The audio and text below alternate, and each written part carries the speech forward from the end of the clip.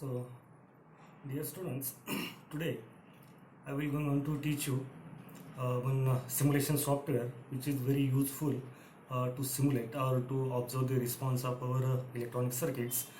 That software is known as a Proteus simulation software, right? Now, the objective of this lecture is what is that simulation software, then introduction about it and how to use it, right? So, what is mean by simulation? Simulation means without taking any physical component and by using our laptop or desktop, we can connect that multiple components as per the circuit diagram and we can run it. So, whatever practicals we are performing in our lab, with the same flavor, we can say we can observe the response as well as we can take the readings, is it? And there is no need to purchase any components. So once you will simulate and we'll check the results, whenever you will want to implement it in hardware, you will have almost the same results. So that is the feature of this software, we can say, right? So the name for this software is Proteus. Once you will install, I will be going to share the setup file of that Proteus software. So once you will install it, the shortcut will get created with the name as shown over here, that is ISIS, right? So just click on it, that shortcut, you will have the window as shown over here, is it? Only the care you have to take once you will select the components as per the circuit diagram, the care you have to take is what? Implement all that components within this blue border box only, right? How to implement it, how to select that component, that also I will be going to teach you now. So see, once you will open it, you will have multiple windows like this as shown over here. So first of all, just save your design, because if there is power failure or interruption and if you done long work with this software, but if it is not save and it will not going on to auto save, remember. So first of all, you have to save your file. So file, just select it over here, file, and save design as, wherever you want, right? You can save it on desktop also. So suggestion is what, by default it will going on to save that design. If you do not select the path, it will go on to save that design in its own space, that is in bin, right? So instead of that, the suggestion is what, you save your design at your selected place, either in any one drive or the desktop. Okay, so here I save that design by name as demo on the desktop. Okay, now when you will place the cursor over here, the window is shown as a P, right? So once you will go over here, your cursor, then you will have the title of that window as pick from libraries. That is nothing but the library of various components. Okay, so just click on that P, that is pick from library. You will have that library like this. A separate window will get open, right? And you can observe here what component you want. You just write that name over here in this space. So that is nothing but keywords. It is given as a keyword, right? So when you will write, for example, like register or capacitor or any one transistor, by giving its particular number like BC547, etc., right? So that component will be available in this library. So by default, whenever you will want to open that library from pick from libraries, you will have by default these names. See, that analog ICs, then Arduino board, capacitor, CMOS 400 series, etc. So many are there. And remember, by using this software, this is not only useful for this particular subject, that is electronic circuits. It will be useful for so many subjects like your digital electronics, then electrical circuits, etc. Okay, so just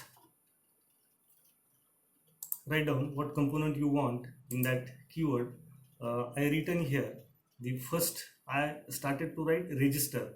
So whenever you will just start to write it, the just need to, whenever you will start to write it, what is happening? Okay, so I started to write a register, and you can observe multiple values of registers will be available over here. When you will scroll down, again so many registers are there, right? So what register value you require, you can easily identify from this library. So here I highlighted one of register purposely. Here it is written as register 11K. See, you can observe here it is of 11 kilo ohm, and its wattage is also given as a 0.6 watt. In my previous lecture, already I discussed about the wattage handling capacity. So remember, whenever you will write a register and in subcategory, again in terms of various wattage that registers are available. So I selected first one, that 0.6 watt metal film, right? So whenever you will select 0.6 watt and metal film, all the available registers will have the same wattage, that is selected one in subcategory. Okay, so 0.6 watt and multiple values. So as highlighted over here, you can check it is of 11 kilo ohm, right? So just below it, if you observe, or so that register, it is titled as 11R. See here, it is written as 11R. So 11R stands for, that capital R stands for, it is ohm. So this register is only of 11 ohm. A large difference is there between K and only ohm. Remember this one, right? So again, one more thing, you will observe here it is written as 1K1, right? The register value is given as 1K1. That means it is of 1.1 kilo ohm. Just below it, it is written as 1K2, that is 1.2K. Okay, and again similarly one more, 1M2, that means it is of 1.2 mega ohm, right? So according to your need, you have to select that register. Now another component, I written that keyword as capacitor. Here I written it as capacitor. Now once you will write capacitor, again subcategory will get open for that capacitor. You can observe various types of capacitor like animated one, then auto grade, axial, ceramic disc, decoupling capacitor, and so many. Whenever you will again scroll down this subcategory, you will have multiple subtypes of capacitors. Again highlighted one here, ceramic 4P7, it is written. That means it is of 4.7 picofarad. P stands for pico, right? If it is here, you can observe here it is written as 10N. That means it is of 10 nanofarad. The first one, it is of 100P. That means it is of 100 picofarad, right? So same method of register, again you can select the capacitor also. Now the next one, I selected another subcategory of that capacitor, and that is electrolytic, which is used, already I told, which is used for storage purpose or filtration purpose. So that radial electrolytic, now the highlighted one, it is written as 100U6V3. Read it properly. It is written as 100U and 6V3.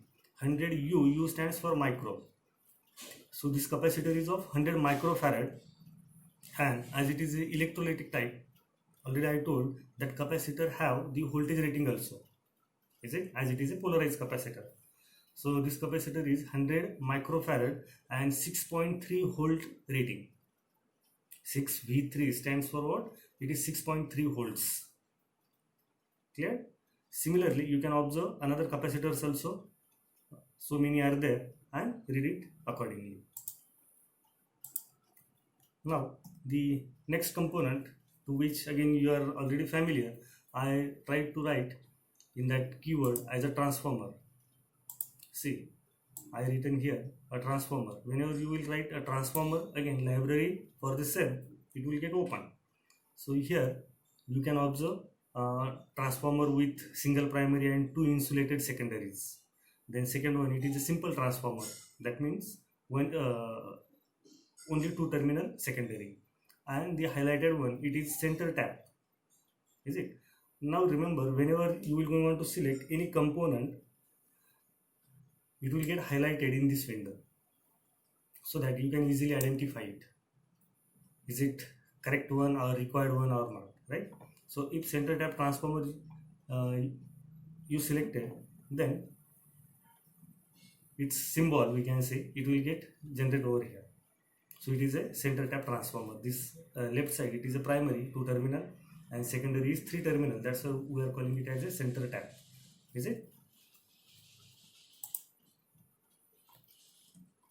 Now similar to that of we can say components, again instruments are also available. So whenever you will click on this window, here it is written as a virtual instruments. See here, it is written as virtual instrument. When you will click on it, then multiple instruments generally which we preferred in our lab also, that will get open. So first one, that is oscilloscope. Here it is highlighted. You can observe it is 4-channel CRO. Is it? Similarly, logic analyzer, counter timer, virtual terminals, etc. And so many are there, like DC voltmeter, then DC ammeter, AC voltmeter, AC ammeter, etc. to which you are already familiar or you might have used it right now. Now we will see how to use this software. So first of all, what I will do, we will take the example of bridge rectifier, which you study during your first year course, right? So for that rectifier circuit, initial requirement is what? Power supply. Then we are using step down transformer, then bridge rectifier, and if there is a filter, then we can use without filter also we can observe that pulsating DC. Is it? So that is the basic circuit here. Purposely I have taken it for understanding purpose. So first of all, select the AC supply, that is 230 volt, which is generally connected to the primary of step down transformer. Right now AC means 230 volt 50 hertz. Our domestic purpose single phase power supply that we always preferred. So for that, what I will do, just write in that pick devices, that is in library, as an alternator. Alternator is nothing but AC power supply source. Okay, so when you will write alternator and then just double click on it in that library, that component will get selected in this tray, right? Once you will select all these components from the library, it will be available over here.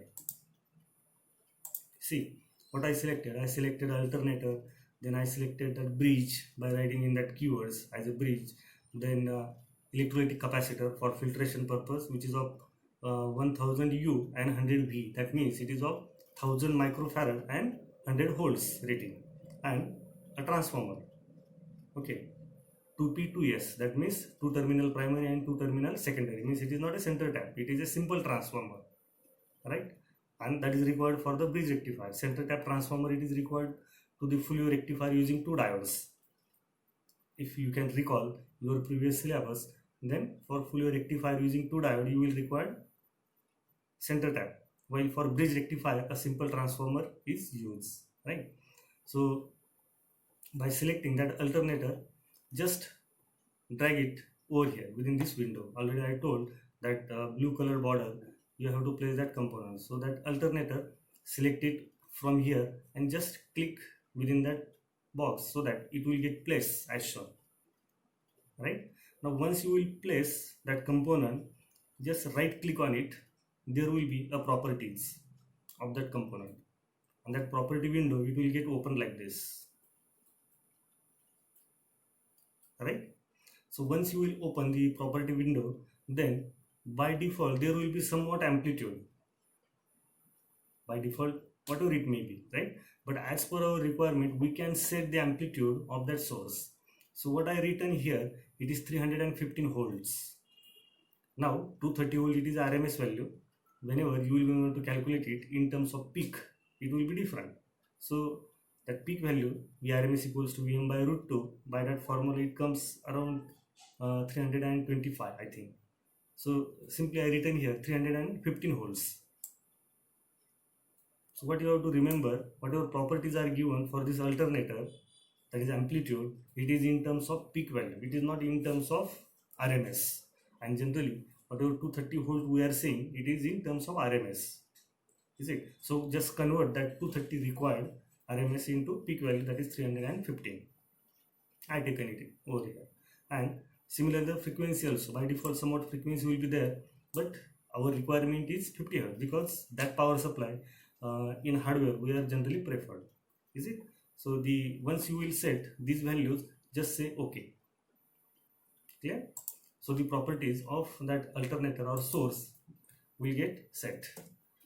Now in next slide you will observe one AC voltmeter is connected across the secondary of that transformer. Now see, whenever you will place that transformer, by default that transformer will have again the properties. Just right click on that transformer, select the transformer from that tray and place it over here, connect to the power supply, AC mains, that primary side, is it? Now just right click on that transformer, again its property box will get open. By default, remember, for that transformer, by default this coupling factor, it will be 1. By default it will be 1, right? One coupling factor means what? Whatever primary voltage you are applying, the same will appear across the secondary, is it? That means the transformer is of 1:1 ratio. You are familiar with that turns ratio also, is it? So when it will be of 1:1, that means the applied primary voltage will appear across the secondary. Clear? Now here we have to step down that 230 volt. We are using step down transformer in our laboratories, is it? So if the transformer is of, for example, we can say 12 volt, is it? Means 230 volt will get stepped down to 12. That means there should be somewhat low coupling factor. It should not be 1, and that's why purposely I taken it as 0.054, is it? So whenever you will select that coupling factor 0.054, the obtained output voltage across this secondary, it will be surely less than that of primary voltage, that is 230 volt RMS, or we can say 315 volt peak, one and the same, is it? So the obtained output voltage will be stepped down, and once you will connect this AC voltmeter, it will be able to read the available voltage across the secondary. How you will check it, is it getting stepped down or not? You have to run it. See here, this option is provided to run the simulation software. When you will run it, that means the alternator will get activated and it will be able to provide the 230 volt RMS to the primary of transformer secondary will be able to step down that applied AC to the primary, and the obtained voltage, it will be as per our requirement. If you are not getting it, again from the last switch provided over here, that is for stop option, stop the simulation and again change the property of this step down transformer, that is the coupling factor. Whenever you will change this coupling factor, you will observe whenever again you will run it, you will have somewhat different value across the secondary. So you just try it, then and then it will be very clear to you, right? So once you will set the transformer, now no need to keep that voltmeter over there, so remove it again, because that transformer is set according to your required secondary voltage, right? Now in third case, what I done, see, in the next step I just selected that bridge, whatever I selected it from the library, select the bridge and place it over here, is it? Now according to our circuit diagram, these two terminals, it should be connected to primary, right? The terminal which you have to connect, just go over there, your cursor, and just drag it up to the required terminal. A wire will get placed as shown, right? So that bridge is connected across the secondary of the transformer. Now at the output, so these two terminals are the output terminals of bridge rectifier. At the output of that rectifier connect the load resistance, that is RL. Here I selected that RL as 100k. Right now, what output you are getting or how we can check it? See, I again selected that oscilloscope to observe the output signal. Place that oscilloscope as shown. Now it is a 4-channel oscilloscope. Generally in our laboratories we are using 2-channel, but here the available oscilloscope is of 4-channel ABCD. So that first channel, channel A, where I connected it as an input of bridge, is it, which is nothing but AC voltage. That is nothing but secondary voltage of transformer, step down transformer. And across RL I connected channel B, is it? So across that RL you can observe the output. Right now, once you will connect all these components and instruments, just again say run. When you will run this circuit, see what nature of output you will have. See that oscilloscope will be available as shown, is it? So see that colors are also given to that various traces of that channel. First one, channel A, that is in yellow color. Channel B, it is in blue color. Accordingly, that traces will get generated or that signal will get generated. We are not using channel C and D. No need to ground it. Remember, keep it open, which is of red color and green color, right? So you will have a straight line for that remaining two because they are not connected anywhere. So channel A, that is the AC signal. See, you can observe step down AC. And channel B, that is nothing but rectified output, is it? So by this again you can measure the various properties of that obtained output signals. That is nothing but its peak voltage, AC peak voltage, that is the input of rectifier. You can convert it into its peak value. Again, Vrms equals to Vm by root 2 by using that formula Vm, or how much will be the RMS value of this AC, that will be equals to, note down the peak value divided by root 2, is it? Then after rectification you will have the output voltage, that applied input peak minus 1.4 volts voltage drop, because in bridge rectifier 2 diodes are in conduction at a time, and that's why 0.7 plus 0.7, that much will be the voltage drop, and by subtracting it from its input peak value you will have the output as shown, is it? So this is just for example. Whenever you will use it, after your hands-on you will be very clear with this software, and it is very nice, it is very interesting.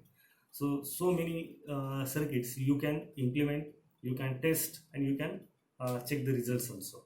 So in summary, you might have understood what is meant by that simulation software, which is nothing but without any physical component, without purchasing any component, any instruments, actual instruments, we can check, we can test the result of our circuits, right?